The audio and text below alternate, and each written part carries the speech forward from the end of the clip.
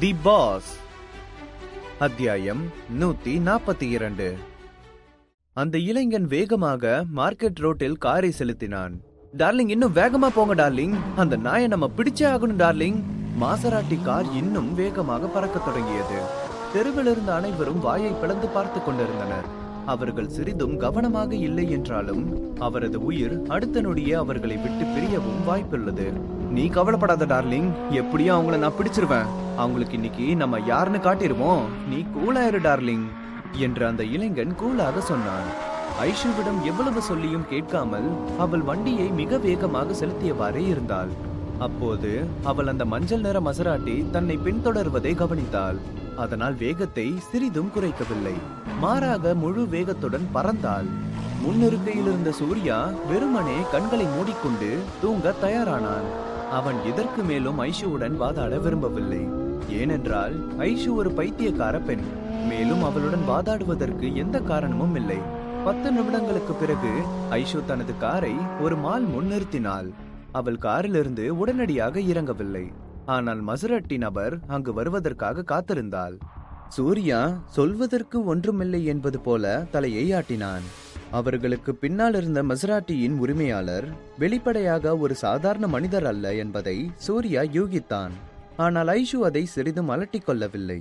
சரியாக 1 நிமிடம் கழித்து பிரேக் அடிக்கும் சத்தம் கேட்டது. மசராட்டி அங்கு வந்து அவர்களுக்கு அருகில் நின்றது. மஞ்சள் தலைமுடி கொண்ட வாலிபன் படபடப்பாக இருந்தான். ரேஞ்ச் ரோவரின் முன்னால் சென்று ஜன்னலை தட்டினான். ஜன்னல் கீழே இறக்கப்பட்டது. அவன் உள்ளே பார்க்க ஐஷு எந்த வெளிப்பாடும் இல்லாமல் அமைதியாக அவனை பார்த்தாள். மஞ்சள் நிற இளைஞனின் கண்கள் விரிந்தன. அவன் சொல்ல தயாராக இருந்த அழுக்கு வார்த்தைகளை எல்லாம் விழுங்கினான். பேபி, நீ வேற லெவல்ல டிரைவ் பண்ற பேபி, சத்தியமா சொல்றேன், உனக்கு நான் மிகப்பெரிய ஃபேன் ஆயிட்டேன் என்ற இளைஞன் தன் ஆவேசமான முகபாவனத்தை நிறுத்திவிட்டு சிரித்த முகத்திற்கு மாறினான். ஆனால் ஐஷுவோ எந்தவித பதிலையும் கொடுக்கவில்லை. அவள் மெலிதாக சிரித்தாள். எங்க போற பேபி, நான் வேணா உனக்கு கம்பெனி தரவா என்று கூலாகவும் ஸ்டைலாகவும் ஒருவித ஆட்டிடியூடுடன் ஐஷுவிடம் கேட்டான். ஐஷுவின் வாயின் மூளைகள் ஏளன புன்னகையில் சுருண்டன. எனக்கு எந்த பிரச்சனையும் இல்ல, பட் என் ஆளு ஒத்துக்கணுமே என்று ஐஷு பெருமூச்சு விட்டாள். உன்னோட ஆளா? யார் அது என்று அவன் ஆர்வமாக கேட்டான். ஐஷு தனக்கு அருகில் இருந்த சூர்யாவை பார்த்தாள். அவனும் முன் சீட்டில் அமர்ந்திருந்த சூர்யாவை பார்த்து திகைத்து போனான். பேபி, சும்மா சொல்லாத, இவன் ஆளா? அந்த அளவுக்கு ஒன்னும் ஒர்த்தே இல்லையே என்ற இளைஞனின் கண்ணில் வெறுப்பின் சாயல் மின்னியது. ஏன், இவனுக்கு என்ன குறைச்சல்? ஏதாவது பிரச்சனையா என்ற ஐஷு தனது கோரை பற்கள் தெரியும்படி மிக அழகாக சிரித்தாள். அவள் சிரிப்பில் மஞ்சள் நிற இளைஞனின் இதயம் படபடத்தது. பேபி, சொல்றேனேன்னு தப்பா எடுத்துக்காத, உனக்கு ரசனை ரொம்ப மோசமா இருக்கு. இவனெல்லாம் உன்னோட ஆளா சத்தியமா என்னால ஏத்துக்க முடியாது. நீ இதுக்கு முன்னாடி உன்னோட மூஞ்ச கண்ணாடியில பாத்திருக்கியா? அப்புறம் எப்படி இவனை நீ ஆளா அக்செப்ட் பண்ண என்று ஒன்றும் புரியாதது போல் கேட்டான். சூர்யா எதையும் கேட்டுக்கொள்ளாதது போல் அமைதியாக இருந்தான்.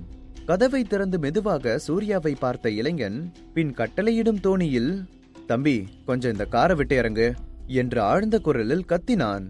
சூர்யா எப்போதும் போல விளையாட்டாக சிரித்தான். அந்த காரிலிருந்து இறங்கி அந்த இளைஞனுக்கு அந்த சீட்டை கொடுத்தான். சூர்யா கோபமடைந்து சண்டைக்கு செல்வான் என்று எதிர்பார்த்த ஐஷுவிற்கு ஏமாற்றமே மிஞ்சியது. அவளுக்கு கோபமும் எரிச்சலும் இன்னும் தலைக்கு ஏறியது. அவளது அழகிய கண்கள் விரக்தியில் விரிந்தன. சூர்யா உண்மையில் காரை விட்டு இறங்குவான் என்று அவள் சிறிதும் நினைத்து பார்க்கவில்லை. தம்பி, உன்னோட தகுதிக்கு இப்படி ஒரு ஃபிகர் கேக்குதோ? இது உனக்கே கொஞ்சம் ஓவரா இல்ல என்று அவன் சூர்யாவை கடுமையாக ஏளனம் செய்தான். அவன் சூர்யாவை காரிலிருந்து இறக்குவதற்கு சில நேரம் எடுக்கும் என்று நினைத்தான். ஆனால் தான் மிரட்டியதுமே உடனே சூர்யா இறங்கியதால் அவன் மிகவும் கோழையாக இருப்பான் என்று உறுதியாக நம்பினான். பேபி, நீ ஒன்னும் கவலைப்படாத, இவெல்லாம் ஆளே கிடையாது. இவன் உனக்கு ஆளா? வா, நம்ம போலாம். அவன் ஏதாவது பேசினா கைய கால உடைச்சு போட்டுருவோம். சொல்லு, எங்க போலாம் பேபி என்று மிகவும் கூலாக அந்த இளைஞன் ஐஷுவிடம் கேட்டான். சூர்யா மீது வெறுப்பில் இருந்ததால் அமைதியாக இருந்தாள். பேபி, சொல்லு பேபி, உனக்கு என்ன வேணும்? எது வேணாலும் சொல்லு. இந்த உலகத்தோட மூளையில எங்க இருந்தாலும் கொண்டு வந்து உன் காலுக்கு கீழே வைக்கிறேன் என்று ஃபிளர்ட் செய்ய ஆரம்பித்தான். நான் உனக்கு 3 செகண்ட் தரேன். அதுக்குள்ள மரியாதையா அந்த காரை விட்டு இறங்கி ஓடிரு, இல்லனா நீ ரொம்ப ஃபீல் பண்ணுவ என ஐஷுவின் வார்த்தைகளில் கோபம் கொப்பளித்தது. பேபி, சும்மா கோவப்படாத பேபி, வா நம்ம அவுட்டிங் போலாம் என்று அவளை அடைய துடித்தான். மேலும், பேபி ஏதாவது பேசு பேபி, டைம் வேற போயிட்டே இருக்கு. ஐஷு திடீரென்று ஏளனம் செய்த ஆக்சிலேட்டரை மிதித்தாள். அந்த இளைஞன் திகைத்து நின்றான். ஐஷு என்ன செய்ய முயற்சிக்கிறாள் என்று அவனுக்கு சுத்தமாக தெரியவில்லை. அவன் நீண்ட நேரம் ஆச்சரியப்படவில்லை. ஏனெனில் ஐஷு தனது ரேஞ்ச் ரோவரை நேரடியாக ஓட்டி மசராட்டியை நோக்கி மிக வேகமாக செலுத்தினான். காரும் மோதிக்கொள்ளும் பலத்த சத்தம் கேட்க அந்த இளைஞனின் ஆவேச பார்வையின் கீழ் மசராட்டி காரின் பக்கவாட்டு ரேஞ்ச் ரோவரால் நேரடியாக தட்டையாக அடித்து நொறுக்கப்பட்டது. காரின் அருகில் நின்றிருந்த அழகி அலறினாள். காரில் ஏறிய பிறகு அந்த இளைஞனுக்கு என்ன நடந்தது என்று அவளால் புரிந்து கொள்ள முடியவில்லை. ரேஞ்ச் ரோவரை தனது காரை தாக்க அனுமதித்தது ஏன் என்று யோசிக்க தொடங்கினாள் அந்த பிங்க் நிற பெண். ஏய் மென்டல், உனக்கு ஏதாவது அறிவு இருக்கா? ஏன் இப்படி பண்ற என்று மிகவும் பொறுமை இழந்த அவன் இந்த வார்த்தைகளை அந்த இடமே அதிரும்படி கடிந்தவாறு கூறி தனது கையை ஐஷுவின் முகத்தை நோக்கி ஓங்கி வேகமாக குத்த சென்றான். ஆனால் அவனுடைய துரதிர்ஷ்டம், ஐஷுவின் கை முட்டிகள் அவனை விட வேகமாக இருந்தன. அவளது வலுவான கை அவனது வாயில் குத்தியது. ஜன்னலில் தலை பலமாக மோதியதற்கு முன் இளைஞனுக்கு எதிர்வினையாற்ற வாய்ப்பில்லாமல் போனது. ஐஷுவின் கண்கள் ஏதோ வெறி பிடித்தவள் போல மாறியது. ஆனால் அவள் எதையும் வெளிக்காட்டாமல் காரை பின்வாங்கி மீண்டும் ஆக்சிலேட்டரை மிதித்தாள். ரேஞ்ச் ரோவர் அதன் கூடிலிருந்து தப்பிய ஒரு காட்டு மிருகம் போல் இருந்தது. அது மீண்டும் அவன் காரை நோக்கி சென்றது. மீண்டும் இரும்பும் கொடூரமாக உரசும் பலத்த சத்தம் கேட்டது. அவனது கார் பின்னோக்கி தள்ளப்பட்டது. இதை பார்த்த பெண் பயத்தில் அவளையும் மீறி அழத் தொடங்கினாள். மறுபுறம் ஐஷு ரேஞ்ச் ரோவரை கட்டுப்படுத்தி காரை எல்லா திசையிலிருந்தும் கொடூரமாக இடித்து உடைத்து அந்த காரை உருத்தெரியாமல் முற்றிலுமாக அழித்தாள். ஐஷுவின் காரில் இருந்த இளைஞன் தனது இதயத்தில் இரத்தப்போக்கு இருப்பதை உணர்ந்தான். அவனுக்கு கோபம் தலைக்கு ஏறியது. 5 கோடி மதிப்புள்ள மசரட்டி கார் அப்படியே அழிந்து போய்விட்டதை அவனால் சிறிதும் ஜீர்ணித்துக் கொள்ள முடியவில்லை. சூர்யா எப்போதும் போல் எதையும் பேசாமல் சிறிய புன்னகையுடன் நட்பாகவே அனைத்தையும் பார்த்து கொண்டிருந்தான். அடுத்த ஒரு சில நொடிகளில் ஐஷு தனது காரை கட் செய்து அந்த இளைஞனை காரிலிருந்து வெளியே தள்ளினாள். கீழே விழுந்த அந்த இளைஞன் சுக்குநூறாக உடைந்து எரிந்து கொண்டிருக்கும் தனது காரை பார்த்து பொறுக்க முடியாமல் கதறினான்.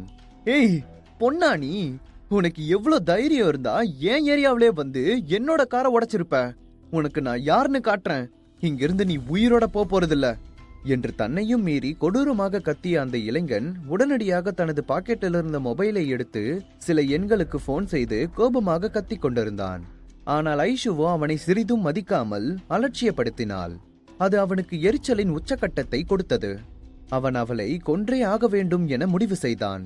அவன் உடனடியாக தனக்கு பக்கத்தில் எதுவும் நடக்காதது போல் நின்று கொண்டிருந்த சூர்யாவை பார்த்து, டே தம்பி, இந்த பொண்ணோட பேர் என்ன? நீ எதுக்கும் பயப்படாம சொல்லுடா. இன்னைக்கு இவ்வளவு உண்டில்லனாக்குறேன் என்று அந்த இளைஞன் சூர்யாவை பயந்த பேர்ச்சம்பழம் என்று நினைத்து கொண்டு கேட்டான். எனக்கு தெரியாது என்று சூர்யா தலையை ஆட்டினான். டேய் பொய் சொல்லாதரா தம்பி, நீ தானே அவளோட ஆளு, அப்புறம் எப்படி உனக்கு பேர் தெரியாம இருக்கும் என்று கோபத்தில் எரிந்து கொண்டிருந்தான். அவளோட ஆளுன்னு நான் உன்கிட்ட சொன்னா, நீ ஏன் அவ சொன்னதை கேட்டு லூசு மாதிரி நம்பிட்டு இப்ப என்கிட்ட வந்து கேக்குற என்று சூர்யா அவனை கேலி செய்தான். இது ஏற்கனவே நொந்து போன நிலையிலிருந்த அவனுக்கு எரியும் நெருப்பில் எண்ணெயை ஊற்றியது போல இருந்தது. கோபத்தில் அவனுக்கு வாயிலிருந்து வார்த்தைகள் வரவில்லை. அவளோட பேரை நீ கண்டிப்பா தெரிஞ்சுக்கிட்டே ஆகணுமா என்று சூர்யா தடுமாறிய அவனை பார்த்து மீண்டும் கேட்டான். ஆனால் அவனது கேள்வியின் தோரணையில் ஏளனம் இருந்ததை இளைஞனால் பொறுத்து கொள்ள முடியவில்லை. அந்த இளைஞன் சூர்யாவின் வார்த்தைகளில் மூச்சு திணறினான். ஆனால் அவன் கோபத்தை அடக்கி கொண்டான். அவளோட பேர் உனக்கு தெரிஞ்சாலும் தெரியலனாலும் அதை பத்தி எனக்கு கவலை இல்ல. ஆனா இப்ப நடந்த இந்த விஷயத்துக்கு நீங்க கண்டிப்பா எனக்கு பதில் சொல்லியே ஆகணும் என்று பதட்டத்திலும் கோபத்திலும் வார்த்தை ததும்ப கூறினான்.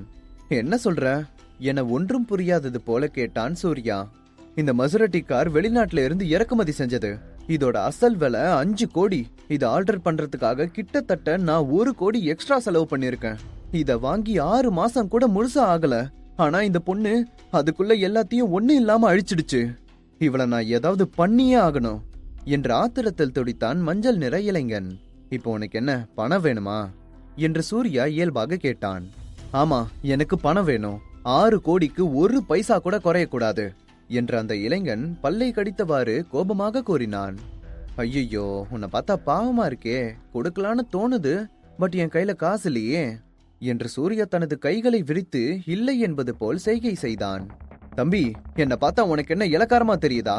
தேவையில்லாம விளையாடாத, அப்புறம் சின்ன பின்னமாயிடுவ என்று அந்த இளைஞன் எச்சரிக்கை செய்தான். நான் உன் கூட விளையாடுறேனா என்று சூர்யா சிரித்தான். இந்த சிரிப்பை கேட்டதும் மஞ்சள் நிற இளைஞன் மிகவும் கோபமடைந்தான். அவன் தனது முஷ்டியை முறுக்கி சூர்யாவின் முகத்தை நோக்கி வலுவாக பஞ்ச் செய்ய கொண்டு வந்தான். ஆனால் சூர்யாவோ அந்த பஞ்சிலிருந்து லாபகரமாக எஸ்கேப் ஆனான். பின்பு அவனை பார்த்து அசட்டலாக புன்னகைத்தான். தனது இரும்பு கைகளை கொண்டு அந்த மஞ்சள் நிற இளைஞனை கழுத்தை பிடித்து மேலே தூக்கினான். அவனது கால்கள் தரையிலிருந்து மேலே தூக்கப்பட்டு காற்றில் தள்ளாடி கொண்டிருந்தது. அவனால் மூச்சு விட முடியவில்லை. வலியால் அலறத் தொடங்கினான். சூர்யா தனது இரும்பு கைகளை இன்னும் அழுத்தி பிடிக்க அவனது கழுத்தில் இரத்த ஓட்டம் தடைப்பட்டது. சுவாச குழாய் அடைப்பட்டது. இன்னும் சற்று நேரத்தில் தனது உயிர் கண்டிப்பாக போகும் என நினைத்தான் அந்த மஞ்சள் நிற இளைஞன். அவனையும் மீறி அவனது கண்ணீர் தாரை தாரையாக ஊற்றியது. உயிர் போகும் வழி என்ன என்பதை அப்பொழுது தெரிந்து கொண்டிருந்தான். விடு, என்ன விடு என்ற அந்த இளைஞனின் முகம் சிவப்பாக மாறியது. அவன் தொண்டையிலிருந்து வார்த்தைகளை கிட்டத்தட்ட பிழிந்தான். அவனின் மனதின் ஆழத்திலிருந்து கடுமையான மயக்கம் வந்தது மற்றும் அவனது முகத்தில் பயங்கரம் நிறைந்திருந்தது. அந்த இளைஞன் மயங்கும் ஒரு நொடிக்கு முன்பு சூர்யா அவனை கீழே தொப்பென்று போட்டான். கை கால்கள் அவனையும் மீறி நடுங்கிக் கொண்டிருந்தது. நீண்ட நேர மூச்சு முட்டலால் இரும்பத் தொடங்கினான். மூச்சை இழுத்துக்கொண்டு பயத்துடன் சூர்யாவை பார்த்தான். அப்போது அந்த தெரு முனையிலிருந்து ஸ்போர்ட்ஸ் காரின் அலறும் சத்தம் கேட்டது. அடுத்த நொடியில் காதை கெடுக்கும் ஒலி அலைகள் தொடர்ந்தன. வெவ்வேறு வண்ணங்களில் அதிக ஸ்போர்ட்ஸ் கார்கள் வரிசையாக அணிவகுத்து கண்ணை கவரும் விதத்தில் கர்ஜித்துக் கொண்டிருந்தன. அவை அனைத்தும் சூர்யா அருகில் வந்தன. அவை எதுவுமே நிற்காமல் மாறாக சூர்யாவை ஆணவத்துடன் சுற்றி கொண்டிருந்தன. அதுவரை வலியால் துடித்துக் கொண்டிருந்த அந்த இளைஞன் பயங்கரமாக சிரித்தான். அந்த கார்கள் அனைத்தும் ஒரு சேர அந்த இடத்தையே அதிரும் அளவுக்கு சத்தத்தை எழுப்பி பிரேக் அடித்து நின்றன. அதிலிருந்து வெவ்வேறு நிறத்தில் தலைமுடிகளை கொண்ட வித்தியாசமான மனிதர்கள் இறங்கினார்கள். அனைவரும் சூர்யாவை மிகவும் கோபத்துடன் பார்த்து கொண்டிருந்தார்கள். அதிலிருந்த பெண்களும் வெவ்வேறு நிற தலைமுடிகளுடனும் வெவ்வேறு சிகை அலங்காரத்துடனும் கையில் பல அணிகலன்கள் மற்றும் வித்தியாசமான ஆடைகளை மாட்டியவாறு பார்ப்பதற்கே விசித்திரமாக இருந்தனர். அவர்கள் அனைவரும் மிகவும் கோபத்துடன் சூர்யாவை நோக்கி நடந்து வந்தனர்.